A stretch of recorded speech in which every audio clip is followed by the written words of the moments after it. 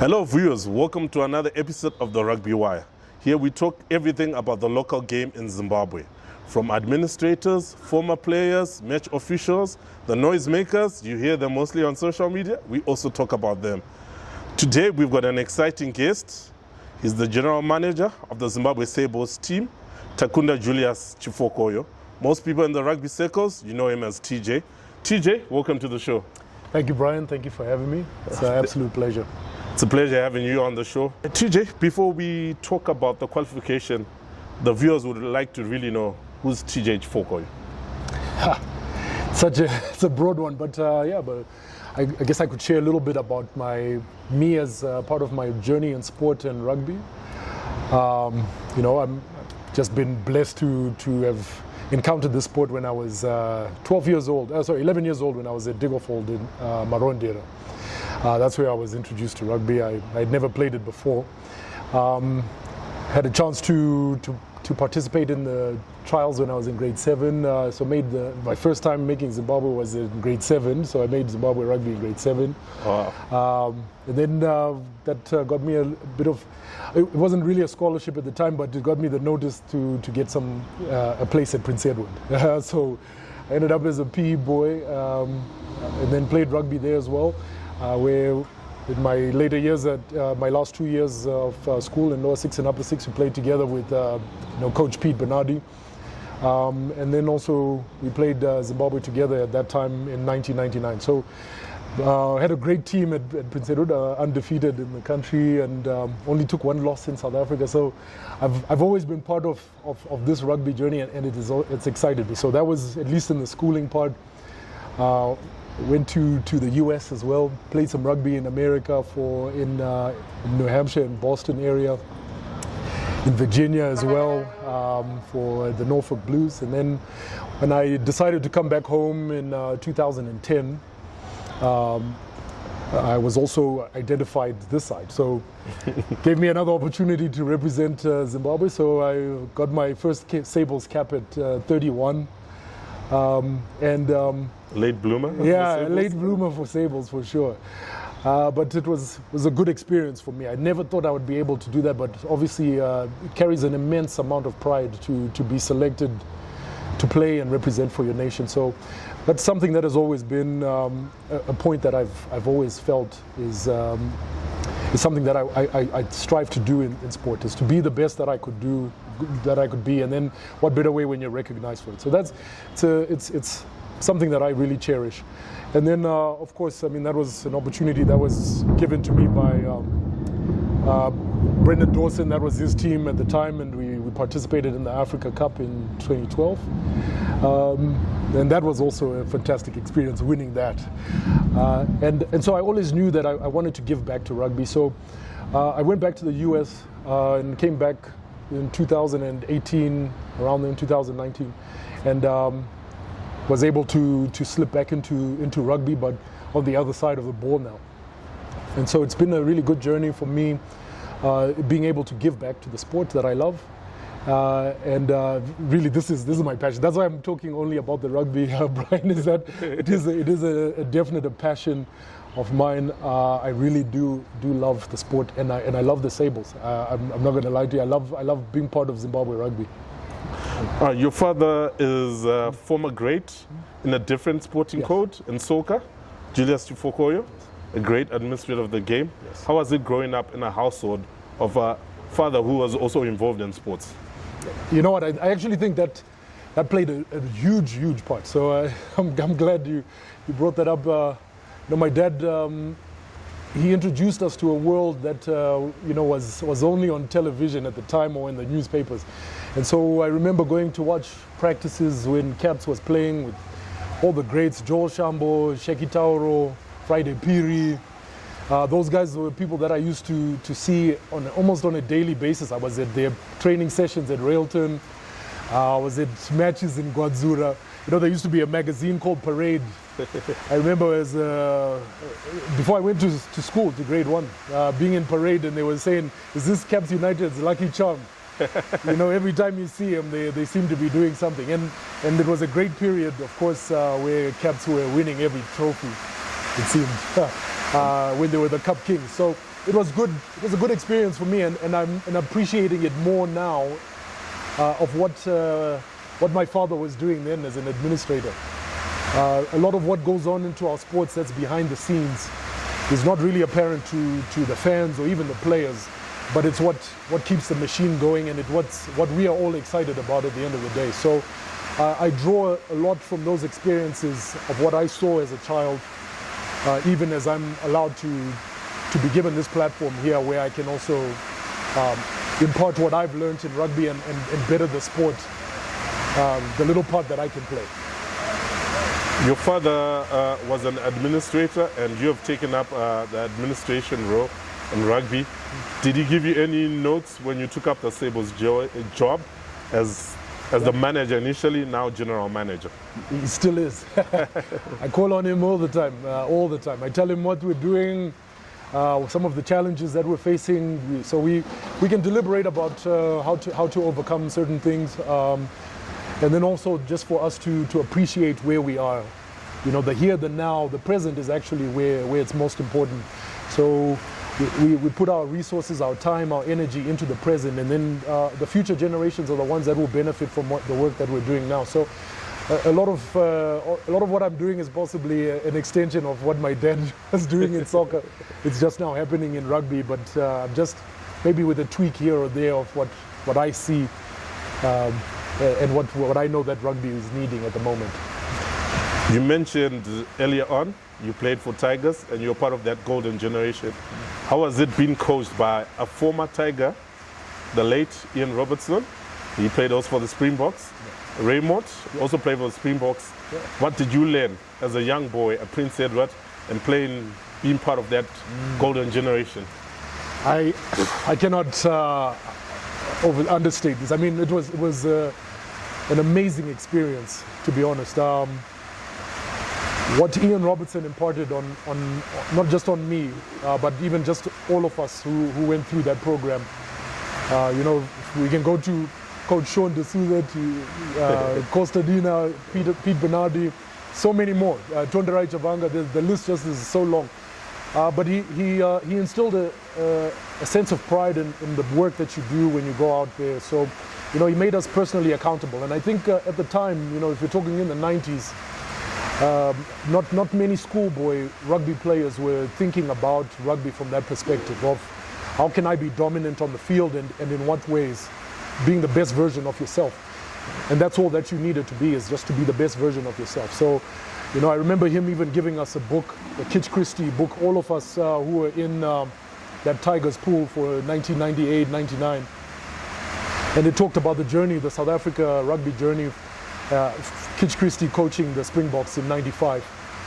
And a lot of what became of us then was instilled in those quotes that we were finding in those books, in the stories that we would find in those books. One of our first sessions, you know, he gave us a piece of paper, and on it said challenge. And it said winners must have two things, definite goals and a burning desire to achieve them. That has stuck with me. If you're thinking about it, I left Prince Edward 26 years ago. It has never left me. I can see that piece of paper every single time I look, and it is a challenge that I put for myself every time that I'm going out to do anything, whether it's for Sables or if it's just in my personal capacity as work. It's just, do you have a definite goal, and is there something that do you have a burning desire to make sure that goal comes to fruition? And that is what we got from Ian Robertson, the time that we got even when we worked with, when Ray Mort was part of the team, Brian Murphy, when he had left St. George's and he would come to Prince Edward and teach our forwards. I mean, what I learned from that, I hold to this day. So, and I impart that as well to others who ask for the help or where I can help. Isn't that interesting that Brian Murphy was the last coach to qualify for the World Cup 91? Another Prince Edward old boy. Another Prince Edward old boy. Pedigree, eh? So what's your memorable game in the Tigers jersey when you played for Tigers? A lot of them. But I think, to be honest, it was very special to play in the World Schools Rugby Championships in 1998. You know, we played some top-notch schools there. But our first game, I remember we played team from Fiji, Ratu Kadavulevu, and that is, it's memorable for me because I remember that there was fear, there was genuine fear in me, and it was it was the first time that I had to overcome it. You know, you had to just play outside of yourself and forget the fear and what it is that you're doing on that field. And we played our hearts out. We lost. I mean, we were demolished, but we played our hearts out. We played really well. And I think most of us were proud of what we had done and what we had shown in that game. And so that was 98. If I say it, I think when I look back at it, I actually think that was the basis of our 99 season and going forward, what became of that Prince Edward program and how it was undefeated, and even how we played top schools in South Africa like Michael House and were okay with that challenge, was because we knew how to play outside of fear. and so here we are again. You know, it's crazy. These are cycles. You come back and you have to face your fears again.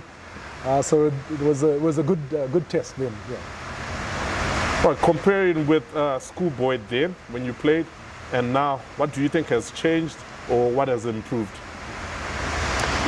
Yeah, I think the game of rugby has changed for one. The modern game is a lot faster. You know, we could play a sluggish game. We played in the forwards. We could slug it out, and then of course we were just blessed to have talent in the backs, where we had guys who could run from coast to coast. And I think now you find a game that is much different. So in terms of depth, I think when we were playing back then, there was more breadth in schoolboy rugby, in club rugby.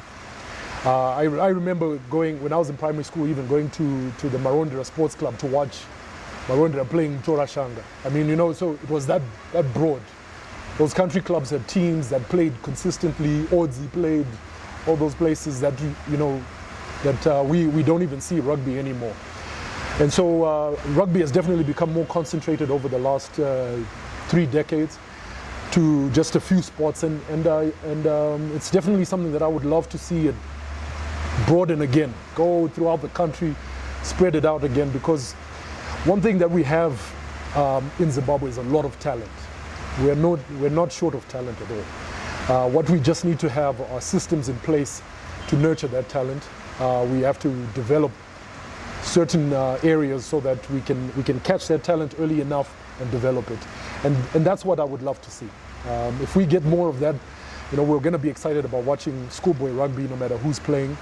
We're going to be excited about watching senior rugby, women's rugby, girls rugby. What do you think could be the remedy to unlock their talent and have a bigger player pool for schools? No, I mean, the first thing we have to do is to know who our athletes are. So a comprehensive database, I think, is first. Primary.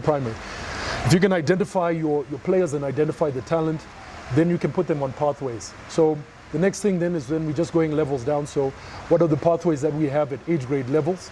At under 14, under 16, under 18, under 20. What we don't want to have is just where those athletes are identified between the months of April and July for second term. It should be a constant thing, and I see, if you're looking out here, you'll see some bits sprouting here, academies sprouting up, people wanting to keep kids engaged in rugby throughout the year, and that's really the secret sauce to it. You cannot know where you are unless you keep a finger on the pulse. So you need to know what is the health of our rugby, maybe even 10 years down the road. We shouldn't just know today, we should know who are the athletes that we're identifying and that we're keeping up with, that we would like to see in 2035. So that's definitely where we can do it. And the structures will have to develop around that. Talent identification, development of talent, all the way through our national team, to the Sables and even the women's. We're talking to TJ Chifokoyo, former Sables player and general manager of the Zimbabwe Sables. Don't go away. We're going to take a break.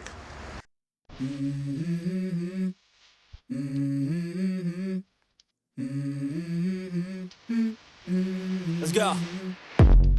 I wake up to a little bit of drool on my pillow, feel like it's gonna be a bad day. Yeah, I'm tired of shit, and the coffee ain't hit yet, damn, ain't that great. I don't wanna go to work, cause my boss is a jerk, and I'm not even that paid. I need a Welcome change back, in my viewers. life, You're 'cause I still don't tuned feel in the alive, and there's Rugby nothing Wire. that makes We're me joined happy. by Sables General Hold my Manager beer for a and minute. former I'm about to Sables quit my great job, cash in for a TJ ticket. I'm going Chifokoyo. on a trip TJ, and I let's don't plan to continue. visit. I'm gonna stay there till Let's I feel start like I win it all. when you And made this your is just Sables the debut. beginning. I need a big Where change, were help me you feel and like what was living. going I through need your a big mind? swing, Do you home remember runs that I'm game? hitting, and I'll Yeah. never look back, moving on Absolutely, till I get absolutely. it I mean, all. so my Sables debut actually was at the Rugby Africa Cup in 2012 in Tunisia. And I'll credit a few things, a couple of coaches that down that path, because that helped me to prepare me for that. First, of course, was Cyprian Mandenge, who was coaching us at all the areas, because he had also identified and seen potential in me to make an impact on the team as we went into that Rugby Africa Cup. And of course, the head coach Brendan Dawson, who also, taking the chance with a 31-year-old to start to put him into your team. There was definitely other talent that you could have picked, but it was an opportunity, and I definitely didn't want to let it go. So I remember coming off the bench when we played against Tunisia, and before I went in, it was a tough slog. It was hot, 50 degrees out there, and I could see Brendan Dawson, he's pacing, and so he said, "Look, come here. I just need you to come in there and just stabilize the game. Okay, just stabilize everything." And I remember just looking at him and just nodding, like, "It's okay, coach, I got you," And when I went in, the team was phenomenal. I have to credit that as well. One of the things that really helps me to thrive is the people that are around me. And so that team there was fantastic. The starting eighth man was Norman Kadira. What a bruiser! He was just going to smash everybody and keep them and get them exhausted. So by the time that I came in, I knew I could identify the guys who were tired. I could see the gaps that I needed to exploit, and it was almost like the game was moving a little bit slower. So I was able to make a meaningful impact just from the get-go. So it was a phenomenal debut to be a Sable. I'll always remember that game. Almost scored even, and so I felt like, okay, this is where I belong. And so I wouldn't change anything about it. I've been asked before, would you have rather started? I said no. Everything happened exactly the way that it needed to happen, and it allowed me to give the game my best. So I was able to come in there and give my 100%. You've won the Africa Cup 3 times. First as a player in 2012, which was the first for the Sables. Then 2 times in a row, the last 2 years. What lessons did you learn from both experience, as a player and as a manager?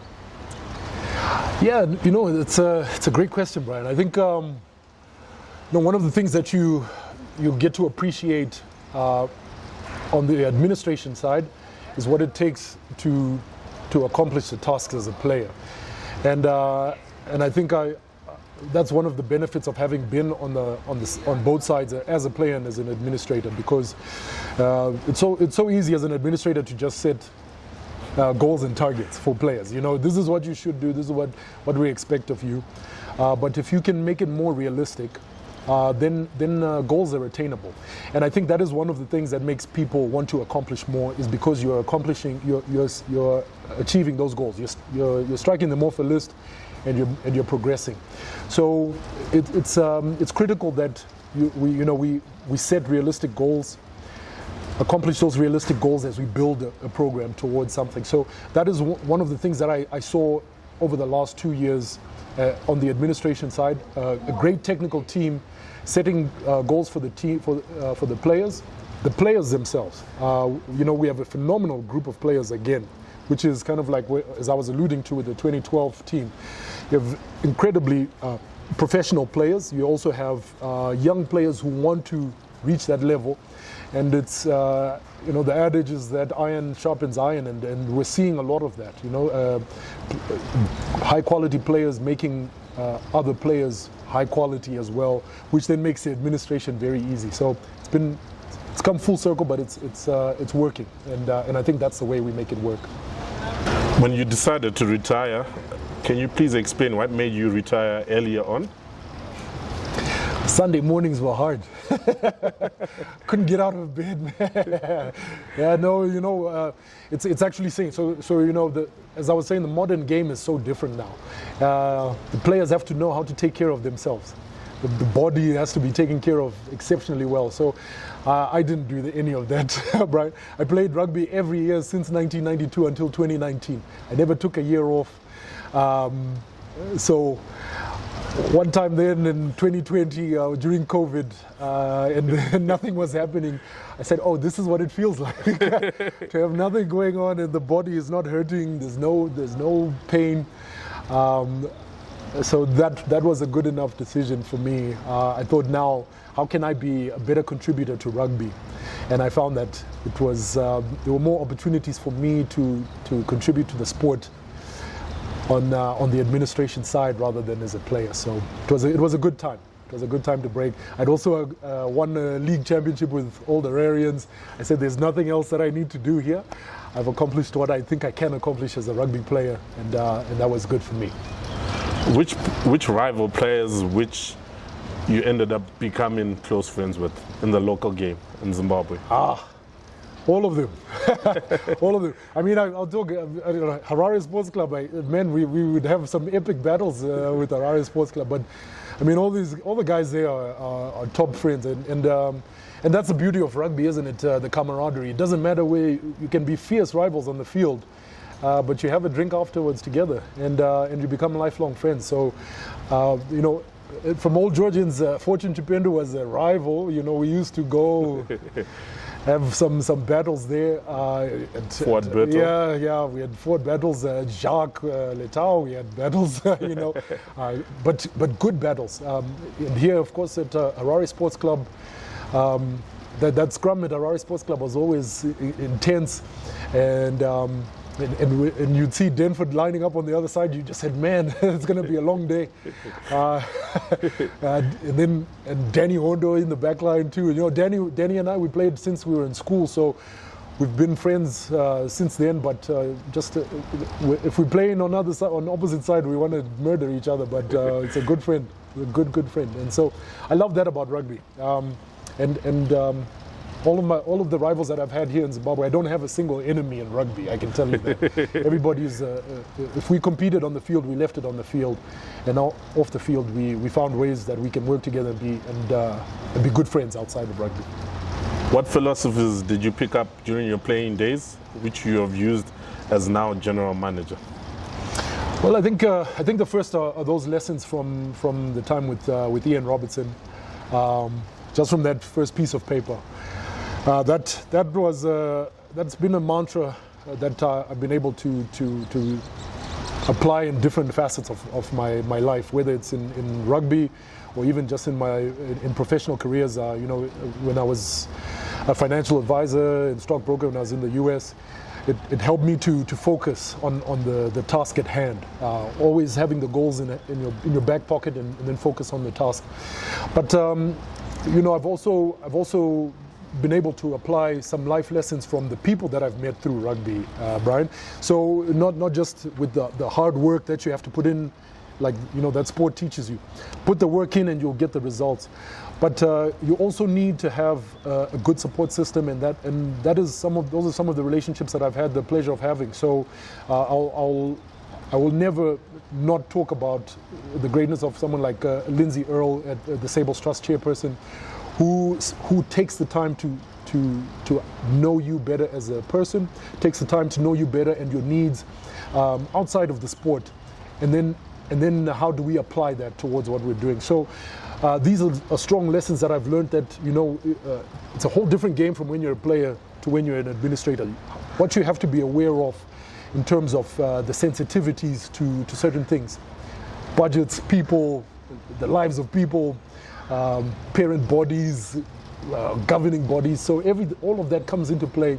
But if you're grounded with a value system, it makes it all easier. Yeah, it's not that it's easy, but it makes it easier. Ladies and gentlemen, viewers, we're still talking to the Sables General Manager, TJ Chifokoyo. We'll be back after this short message.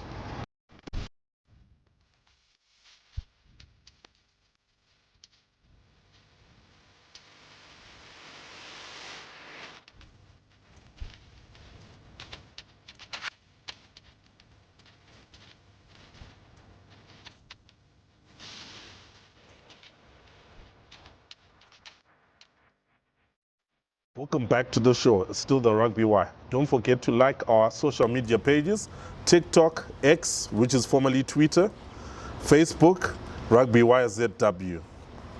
We're still talking to TJ, Sables great, and now general manager. TJ, what does it entail being general manager of the Sables, and what went into the planning of this qualification? Yeah. So I mean, the role has actually has evolved quite considerably from what I remember when I was playing. That this is our manager, and then this what the needs are.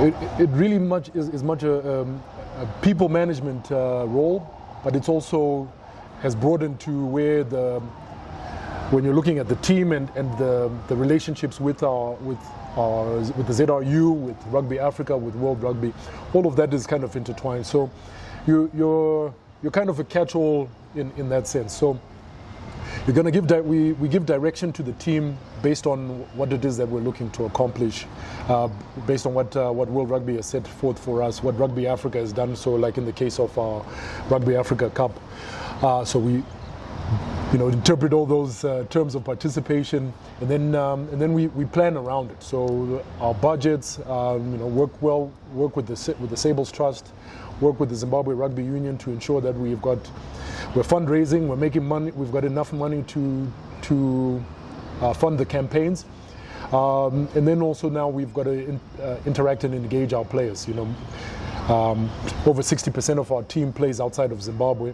So there's a lot of communication that has to happen with our players outside. You have got to keep them in the know so that when they come in, it's seamless with the guys who've been working here in Zim and practicing in Zimbabwe, that everything is just seamless for the coaches. So it's managing the players and the personnel, you're managing the coaches and their needs as well, setting up the structure so that the last thing that a player, a coach, has to worry about is how are we going to do it. So it's an all-encompassing role in that sense, in that it's just it's the way that things just keep ticking. And so kind of like as I had mentioned before, when my appreciation for administration, seeing it from when my father was doing it, is that it's so much behind the scenes that it's one of those things that as a player or maybe as a fan you're not so cognizant of it, but it is what is essential in order for things to happen.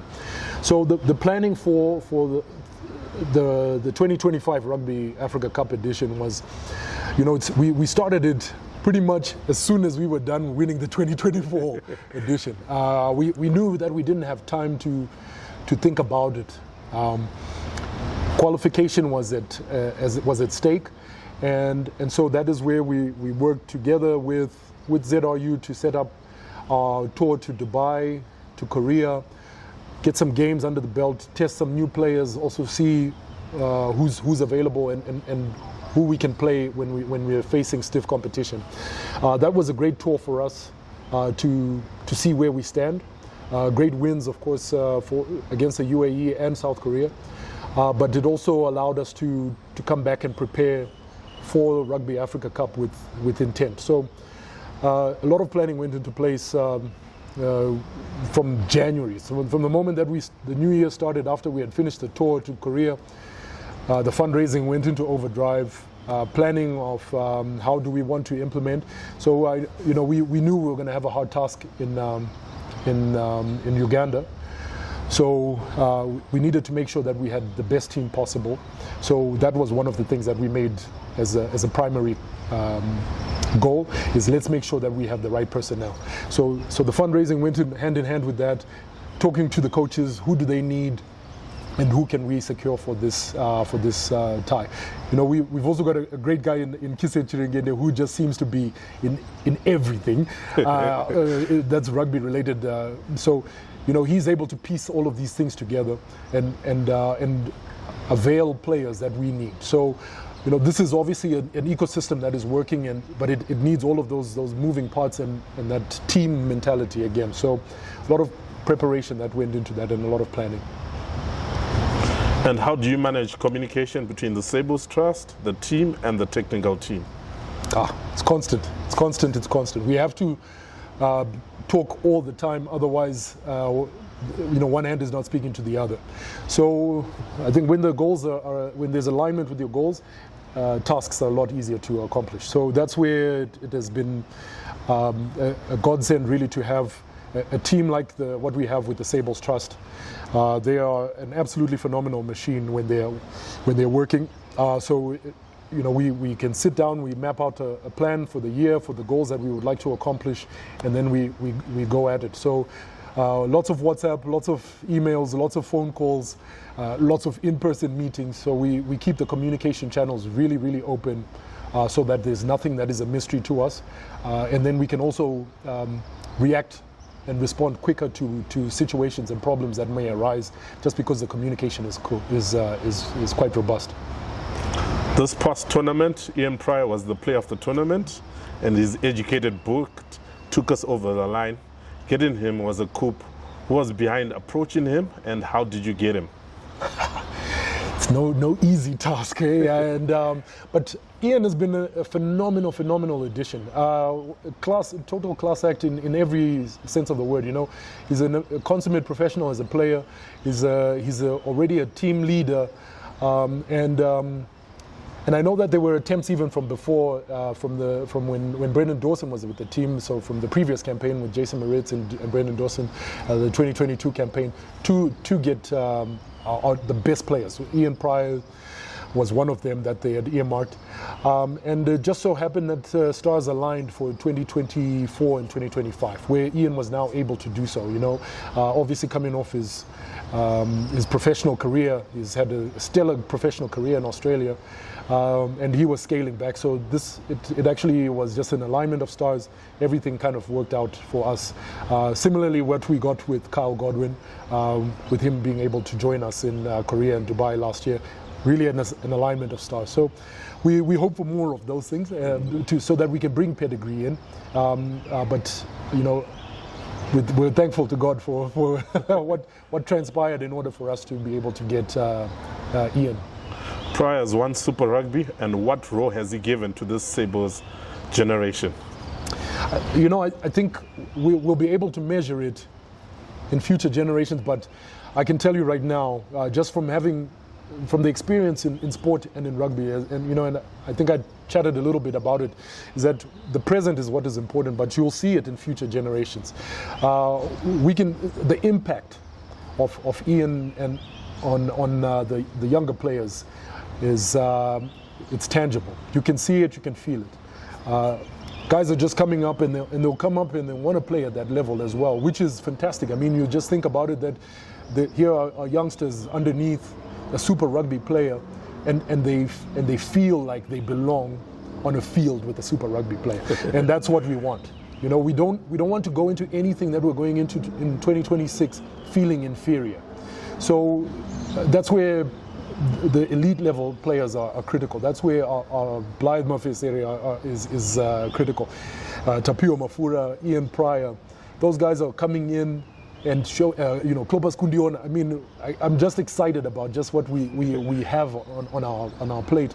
But if you're looking at that, and then the players who are also part of the same system, when they're scrumming with Klopas and thinking, well, if I can do it here, then I can certainly do it when the competition is a lot stiffer. So this is good for rugby in general. That's what we need. You also identified players of Zimbabwean heritage. Bruce played in the last Africa Cup. Yeah. What goes behind the logistics and the cost and the planning of attracting such players with Zimbabwean heritage? Prior to, obviously, to qualification, there was a lot more work that was involved in that. And lots of phone calls, I imagine, lots of emails, lots of talking and trying to understand and presenting Zimbabwe. So, our value proposition has to be airtight. What does it mean for you to step away from what has been an illustrious career or is an illustrious career, and come and play for the Zimbabwe Sables who haven't qualified for a World Cup? I mean, that was a tough sell. So what then we fall back on is their pride in even that heritage, and that's what you find almost instantly. We see it with Ian. We saw it with Bruce. There's almost an attachment, a rooting here in Zimbabwe that is wherever they are, but they believe and they truly feel that this is home and they belong here, and that the Sables is a team that they should be representing. And how do you handle players who you would have identified and they are not available, or maybe they turn down the offer? How do you handle as general manager? I think you understand that's a part of the game. We're not always going to be on the same in the same space. The player might also be evaluating some things in their own personal capacity. So it then becomes critical. Everything else that we're doing, our pathways and our pipelines, those need to stay full. Make sure that we are coaching our players to be ready to play at this high level, so that maybe we don't get the guy that we're after, but the guy that we have here is not far off. And how do we get him up there? So then we can then channel more resources towards getting our players game ready for elite level. So it's a fair balance. I mean, obviously as we're going into these tougher games, we really want to have the best 15 we can put on the field at any given time. But sometimes we won't get that. But we'll have a team that can compete and not just participate. That's what we're looking for. Without mentioning any names, a lot of tests are lined up next year. Are you in talks with any players with Zimbabwean heritage? Yeah. Now post-qualification, what we're getting are players who are saying, hey, I'm of Zimbabwe heritage, which makes the job a lot easier, right? So we can now sift through some of that, because not everybody who says I'm Zimbabwean heritage is a player that we need. It's not that they're of the right pedigree or they are what we are needing at the time. There are players who are in our development pipeline who the next step should be a Sables starting jersey and more game time, including these tougher tests. So it's a balancing act at the end of the day. We know what the task is, and so the players who are also looking at it and looking at the opportunity, participating in Nations Cup, that bodes well for them for wherever they're playing, whatever clubs they're playing, to be exposed at that level. And then we cannot discount the fact that the Rugby World Cup is something that we have. So we are looking even beyond that we need to make sure that we qualify for 2031 so that this becomes a staple and that these high-level players want to be part of this system. The last 2 years has been great for the Sables. How did you manage the player warfare, given that there were no squabbles or any strikes? Yeah, again, it's testament to what we had set as goals and what we were planning on doing in order to make sure that we were able to accomplish what we needed to do for Rugby Africa Cup. So what we've prioritized is player welfare. We wanted to make sure that our players are well taken care of, and that their interests are at heart with us as administrators. So we took care of that. We took care of their daily training environment, made sure that there's nothing that they may want or that is lacking at sessions, at practice, and in games. So that is where the focus was. And then you find that when the player can focus just on the game alone, then you're less likely to have all of this other strife. So it's a formula that's working for us. I think it's a formula that you'll find has worked in sport in general. In the modern game with different disciplines, where the more you focus on a player and their needs and make sure that you meet their needs, you're less likely to have any problems from them. Is it true that the 100,000 that came from government during the campaign, that you decided for it to be shared among the players equally? The 100,000 from His Excellency was, from everything that we understood it, was for the players. It was in recognition of what they had done and what they had accomplished, and that was meant for them. And I think that is part of what we were talking about, is that there's no shame in that, in the fact that they are the ones who are the recipients of it, and we don't have to be finding ways of how we can get a piece of that. What we just need to do is work harder to make sure that we have monies for all the other things that we need to do as the body that supports the players. So that was for them. That was all their hard work. They did it. They were recognized by the president, and so that money rightly went to the people who were recognized by His Excellency. How did you feel as team manager during that 10th semi-final, especially given that during the break we were trailing 18-13? Yeah, that semi-final. I was stressed out. I won't lie. That was a tough 80 minutes. But I knew that the boys had it in them. You know. So what we just knew is that if we stay in this game, and we have a chance. And so that's all that I was communicating even to the bench. Is just focus on your role, just focus on what you need to do when you get on the pitch. Don't try and do too much, just do what it is that you are on that field to do. And what you'll see is that the execution was there. The coaching had happened. The players had been well coached, they knew exactly what they needed to do. You just needed to block out the noise and the situation. So not to look at the scoreboard, but concentrate on what you need to do, and the result came. You mentioned you're nervous in the semi-final. Yeah. What about in the final game? Especially the last 2 minutes, with what was it at stake? I'm nervous every game, hey, bro. I'm nervous as if I'm playing, but I always felt it as when I was a player that if I'm not nervous, there's something that's wrong.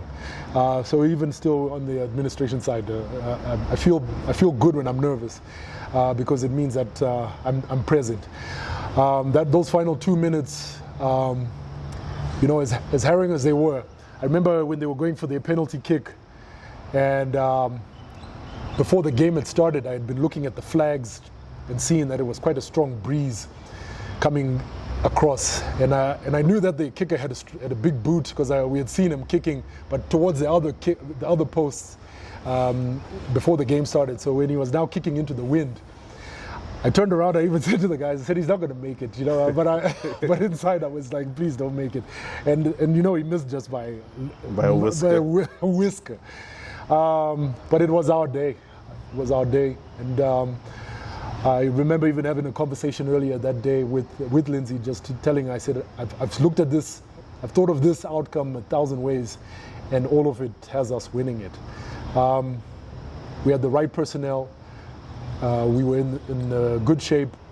The players were ready for it. And so beyond that, those last 2 minutes, that's where we come alive. That's where I felt that, you know, if we want to show that this is your time now and it's yours, this World Cup qualification is yours, it was the time for us to show it, and the boys showed it. And what went through your mind when the final whistle blew and you had achieved qualifying for the World Cup for the first time in 33 years? To be honest, it was, I think my mind was blank.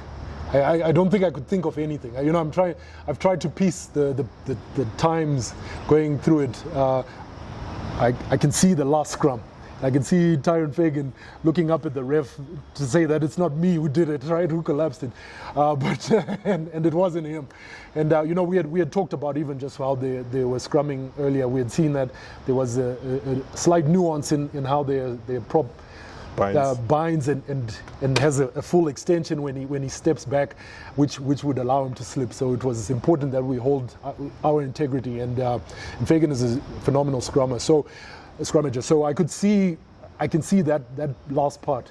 As soon as that whistle went, it was just you know, jubilation. You feel it's just euphoria. All you feel is just the feel, the moment. Things just started to come around again. I think maybe 5 minutes into that post-match celebration, that this is what we've done, and then reality started to set. This is what we've accomplished.